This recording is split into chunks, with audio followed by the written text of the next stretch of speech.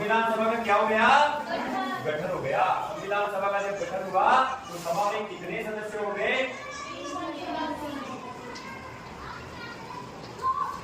389 सदस्य।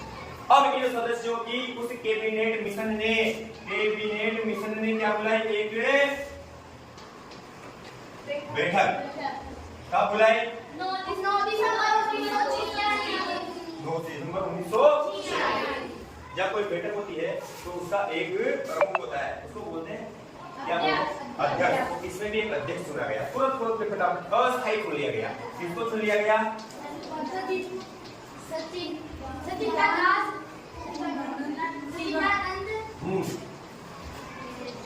ये तो पहले के दौरान चल रहा है अभी। किसको चुन लिया गया?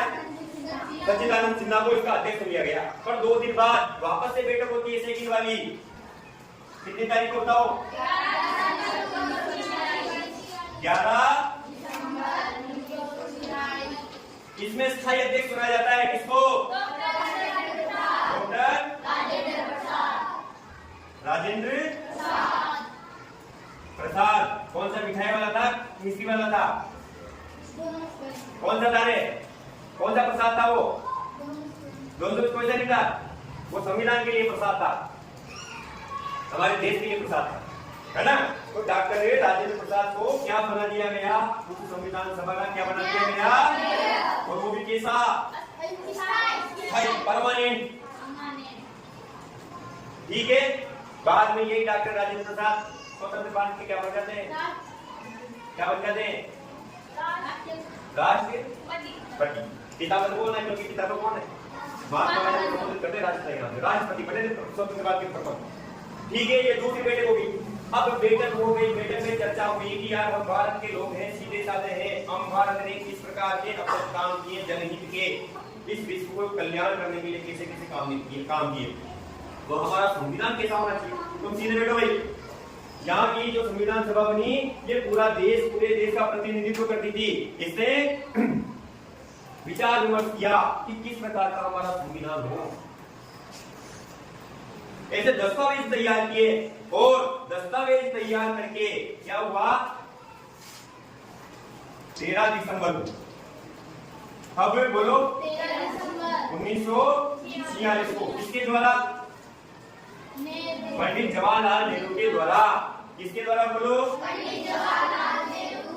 पंडित जवाहरलाल नेहरू के द्वारा एक प्रस्ताव रखा गया। कौन सा प्रस्ताव रखा गया? अरे यार को उद्देश्य लिखना नहीं आता है। उद्देश्य 13 दिसंबर 2 दिन बाद 9 को बैठक हुई पहली, 11 को दूसरी बैठक हुई, 13 को तीसरी बैठक और हो गई मान लो तुम। और प्रस्ताव रखा गया इसके ऊपर, संविधान के ऊपर।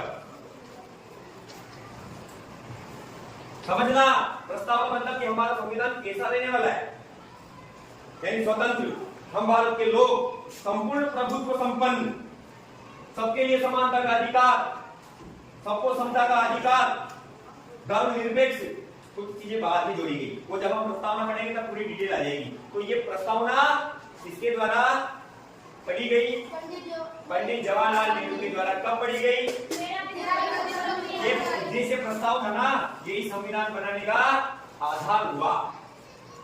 यानी हमें क्या बनाना है हमारे देश के लोगों के लिए? कुपोषित है साहब, तो इनके लिए गोंद के लड्डू बनाए जाए भाई, ताकि इनके अंदर ताकत आ जाए। अब गोंद के लड्डू बनाने का निर्णय हो गया साहब, गोंद के लड्डू बनाए। अब संविधान सभा ने क्या किया? गोंद के लड्डू बनाने के लिए क्या क्या चीजें चाहिए भाई? हाँ, पहले तो गोंद चाहिए। गोंद कौन सा चाहिए भाई? क्वालिटी का चाहिए, बबूल का चाहिए। फिर उसमें क्या डाले भाई? उसमें काजू डाले भाई, बादाम डाले भाई, दाग डाले, कितनी मात्रा में डाले, कैसे डाले, ये सारी चीजें संविधान में क्या क्या चीजें हम डालें, कितनी डालें, कहां से लाएं, ताकि हमारे देश के लोगों को समानता का अवसर मिले। इसके लिए क्या हो गया? चिंतन मनन लेखन शुरू हो गया। और जब ये प्रस्ताव दिया उस समय फिर 22 बोलो जनवरी 1947 को संविधान सभा ने इस प्रस्ताव को क्या किया? स्वीकार कर लिया। क्या कर लिया?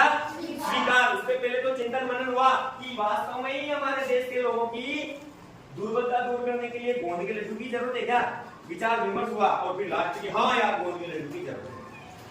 मतलब इन चीजों का, इन सिद्धांतों का, इन नियमों का हमारे संविधान में समावेश होना चाहिए। ये संविधान सभा ने स्वीकार कर लिया कब? 22 जनवरी 1943 को। अब यहीं से संविधान सभा मतलब संविधान बनने की प्रक्रिया शुरू। अच्छा, संविधान बनने की प्रक्रिया तो वहीं से शुरू हो गई। तब 9 दिसंबर 1963 जो बड़ी बैठक हुई ना, उसमें ही प्रोसेस शुरू हो गई। आई बात समझ में?